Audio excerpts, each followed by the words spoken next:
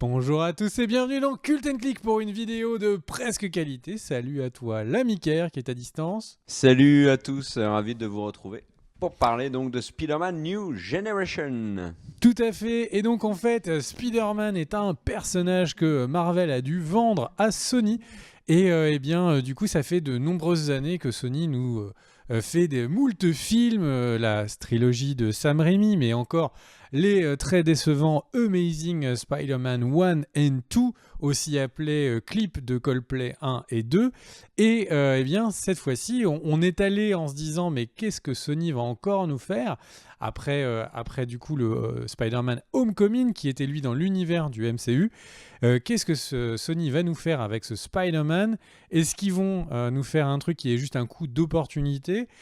Et en fait, peut-être que non, peut-être que le film a plus d'un tour dans son sac. Mais avant, l'ami Kerr va nous dire ce qu'il en est du casting. Oui, alors casting, sortie et tout ce qui va avec, hein. Donc comme tu l'as dit, c'est un film d'animation, attention, hein, qui est sorti en France le 12 décembre. Donc voilà, au moment où on enregistre la vidéo, il vient de sortir. Il sort le week-end donc du 15 aux États-Unis. Alors le gros problème de ce film Spider-Man New Generation, c'est que il devrait rencontrer un succès relativement mitigé. Une des raisons, et la principale raison de ces craintes-là, c'est la sortie en frontal de Mortal Engines, le film produit par Peter Jackson. Alors bon, Spider-Man New Generation a été réalisé par un trio de réalisateurs qui est peu connu, on va pas s'arrêter dessus. Au niveau du doublage américain, si vous allez le voir en VO, et on vous le conseille d'aller le voir en VO, nous on l'a vu en VO lors de l'avant-première séance geek au Pâté la Villette que nous avons animé. D'ailleurs, si vous y étiez, on vous fait coucou. Si vous n'y étiez pas, vous avez raté peut-être la meilleure soirée de votre vie. Et donc au niveau du doublage, Shamek Moore double Miles Morales. Jack Johnson, donc on a vu dans New Girl, et dans Jurassic World également, double Peter Parker. L.A. Stanfield, l'héroïne de Bumblebee, qui est également une chanteuse, est également au doublage. Mahershala Ali aussi. Enfin, il y a vraiment du beau monde. Et du côté français, on a fait vraiment dans la qualité, puisqu'il y a Camilla Jordana, donc, qui est l'ancienne chanteuse. Je crois qu'elle avait fait La Nouvelle Star ou une autre connerie comme ça. Il y a Stéphane Bach au doublage, mais il y a aussi, et champion du monde oblige, Olivier Giroud et Presnel Kipembe, qui doublent vraiment des personnages qu'on voit quasiment pas, mais comme la promo insiste énormément dessus, j'ai envie de dire pourquoi pas nous.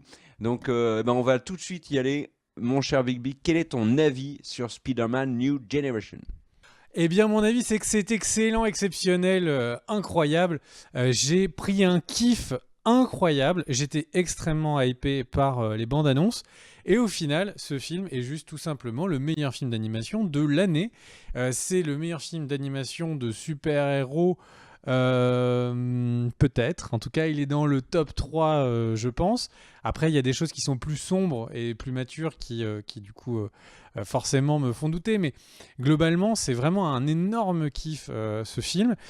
C'est à la fois un succès sur l'aspect graphique. On en prend plein la gueule. C'est un film qu'il faut vraiment, vraiment aller voir au cinéma parce qu'il y a énormément d'explosions de couleurs. C'est la première fois que je vois vraiment un comics animé au cinéma. Il y a plein de gens qui essayent de faire un effet un peu comics en faisant un découpage, ce qu'on appelle un split screen, où on découpe un peu l'image pour faire comme si c'était dans les comics. Là, c'est non seulement cette idée-là qui est utilisée une fois de temps en temps, mais c'est surtout le travail où, en fait, dans une image cinéma, on a ce qu'on appelle le bruit, c'est-à-dire ce que ramène les défauts du capteur. Il y a une espèce de petite neige sur l'image, dans les noirs parfois, et quand c'est du numérique. Et le truc, c'est que là, ils l'ont remplacé par en fait les effets de pastelisation, de pasteurisation de l'impression comics.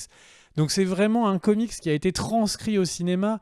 C'est des explosions de couleurs en permanence. Un film qui a une direction artistique incroyable. Et ce qu'il faut savoir, c'est que le film est dans 12 images par seconde. Alors le cinéma classique est en 24. Les gamers sont habitués à avoir des écrans en 60, voire en 140 images par seconde. Là, c'est du 12 images par seconde. Donc on a un petit effet de saccade qu'on voit dans les bandes annonces qui peut donner l'impression que ça dérangera. Et en fait, au bout de quelques instants, on l'oublie et ça donne vraiment un cachet au film. On a l'impression de revoir quelque chose dans l'ancienne animation, un peu comme Kubo, l'armure magique. Et le truc, c'est que vraiment ce film, visuellement, on en voit plein la gueule. Scénaristiquement, il réussit un truc qui est incroyable. Il réussit à nous faire passer l'idée du multivers, des mondes parallèles, et que ce soit simple et compréhensible. Et ça, c'est vraiment fou. Et moi qui aime bien les origin story, et ben là, ils réussissent à nous montrer de nombreux Spider-Man. Et pourtant, tous ces Spider-Man qui sont là réussissent tous à avoir un peu ou beaucoup leur origin story. Et il n'y en a aucun qui n'est pas vraiment présent. Mais bon, j'en parlerai un peu plus après l'avis de Kerr. Et toi, Kerr, qu'est-ce que tu as pensé de ce film ? Eh ben, je pense que tu m'as donné envie de revoir le film. Alors, moi, je vais faire un point plutôt pas novice, mais voilà, je suis pas un énorme amoureux de l'homme araignée. J'ai vu tous les films, bien sûr, mais j'ai lu très peu de comics autour de ce personnage-là. C'est pas le personnage Marvel qui m'intéresse le plus. La raison, c'était que ma grand-mère n'avait que des comics de Spider-Man et moi, je voulais à tout prix trouver d'autres comics comme ceux qu'elle avait de temps en temps de X-Men ou de l'homme élastique. Donc, depuis la naissance, en fait, je pense que je suis en conflit avec l'homme araignée. Et là, ben, en étant une personne plutôt, comme je le disais, novice, j'ai découvert un film qui est l'introduction rêvée finalement pour découvrir cet univers et en tomber amoureux. Le film, comme tu l'as très bien dit, et je suis d'accord avec tout ce que tu as dit en fait, c'est vraiment le meilleur film d'animation que j'ai vu cette année. Pourtant, j'ai vu Les Indestructibles 2 qui a des critiques dithyrambiques que je partage pas vraiment, mais je pense aussi vraiment que c'est le meilleur film Spider-Man qui est sorti sur grand écran.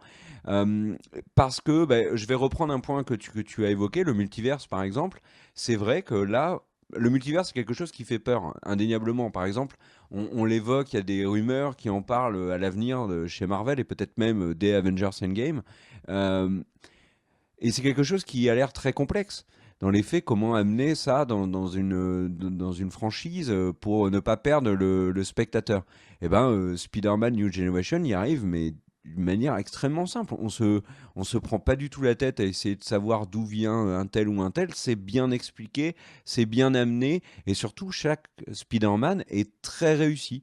Donc, on se prend complètement dans le film, dans l'univers, et alors avec des petits trucs, tu parlais du détail, mais en effet, l'espèce de flou qui est un hommage à l'impression dans les comics, les bulles qui apparaissent de temps en temps, un coup c'est le texte est écrit, un coup c'est une voix off.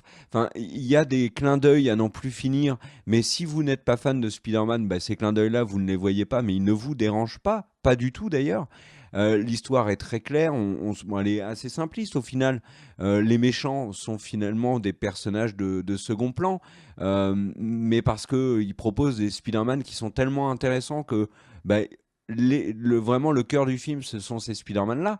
Mais rien que le début de ce film est très étonnant. Ça va à 1000 à l'heure, ça fait rire, ça surprend, et c'est d'une beauté visuelle épatante. Et ce film-là, moi, je n'en attendais rien. Et j'ai pris une belle claque, hein, franchement, c'est une vraie grosse réussite. Et comme je disais, face à la concurrence, Mortal Engines, ensuite, pardon, Aquaman, ce film va pas avoir beaucoup de place pour exister, mais c'est pas grave. Voyez-le après, achetez le Blu-ray, c'est vraiment une vraie réussite. Et à tel point que j'ai pas l'habitude de conseiller un film. Généralement, quand je vois un film, bon bah voilà, même si j'ai beaucoup aimé, je j'ai pas l'habitude de faire des louanges à n'en plus finir. Là, ce film-là, je l'ai conseillé à beaucoup de monde et je vous le conseille à vous aussi. Eh ben, je suis bien d'accord avec toi et vraiment allez le voir. Vous ne louperez pas votre soirée. c'est un film qui m'a donné envie de revoir tous les Spider-Man juste après, juste parce que j'attends la version Blu-ray de ce film d'animation. Le truc, c'est que il y a un dynamisme, les personnages sont bien trouvés, c'est des personnages qui sont récents, donc modernes. Miles Morales est le Spider-Man qui a le vent en poupe un peu actuellement. Gwen Spidey. Le truc, c'est que on est vraiment sur ce qui se fait de bien et en même temps, on a des clins d'œil à vraiment des anciens comics. Le Spider-Man noir arrive et il y a des vannes qui sont super marrantes autour de Spider-Man noir, dont la voix est faite par Nicolas Cage, comme Car vous le disiez au début. Et le truc, c'est que on a l'impression de... J'ai jamais vu un film où j'étais autant persuadé que les gens qui l'ont fait étaient amoureux de la franchise de Spider-Man. C'est des références partout. On voit, à un moment, on est dans une espèce de Spider Cave. Et le truc, c'est que donc, dans ce camp de base, on voit le costume du dernier jeu d'Insomniac de Spider-Man. Il y a des clins d'œil à tellement de choses. Il y a vraiment un amour pour le personnage et ça se sent. Et on sent, et la bande-son dont on n'a pas parlé, la bande-son est aussi extrêmement réussie. Et du coup, on a vraiment toujours l'impression d'être happé comme ça par la suite, qu'est-ce qui va se passer. Et donc voilà, donc c'est juste un super moment. C'est vraiment un moment agréable. Allez-y, mais avec des gens qui sont pas fans de comics. Vraiment, le scénario, même si c'est des multivers et tout, ne présente aucune difficulté. C'est juste un vrai kiff. Si vous avez des personnes qui avaient bien aimé les Indestructibles 1 ou les Indestructibles 2, amenez-les, mais qu'ils n'aiment pas Marvel, amenez-les le voir. Ce sera vraiment un gros kiff. Donc en tout cas, voilà, pas besoin de faire beaucoup plus long, sinon on rentrerait dans des détails méta de l'univers de Spider-Man. Et le truc, c'est que, voilà, c'est le film que j'espérais voir en mieux. Et ça, c'est jamais facile. Donc, vraiment un gros coup de cœur. Allez-y, ça fait plaisir. Et encore plus de films. Et voilà. Sony nous a montré qu'ils savaient louper des Spider-Man, les Amazing. Ils nous ont montré qu'ils savaient en réussir vraiment avec ce film. Ker, je te laisse le mot de la fin, mon ami. Du coup, eh bien, moi, je vous dis des bisous. Et n'oubliez pas que le partage des vidéos, c'est la vie. Ker, quel est ton mot de la fin? Alors, en mot de la fin, oh, tu me prends vraiment. Moi, il y avait un truc que je voulais rajouter quand même. C'est une des choses qui m'a le C'est les plus pouces impressionné bleus, dans le film. c'est ça? Coquin. C'est les pouces, c'est les pouces bleus, bien sûr. Mais c'est aussi le mélange des genres animés. On a des Spider-Man qui viennent d'univers vraiment différents. Il y a un Spider-Man cartoon, un Spider-Man manga, il y a le Spider-Man noir et blanc. Et tous ces Spider-Man-là gardent leur identité visuelle. Et tout se mélange admirablement, je trouve, dans les scènes, et notamment dans les scènes d'action. Et ça m'a beaucoup, beaucoup étonné. Donc, j'ai envie de dire en mot de la fin, allez-y. Enfin, c'est pas vraiment un mot de la fin, c'est 2 mots. Mais franchement, ces 2 mots-là le valent largement. Bonne fin de soirée à tous et à très bientôt sur Aucune Déclic. Ciao.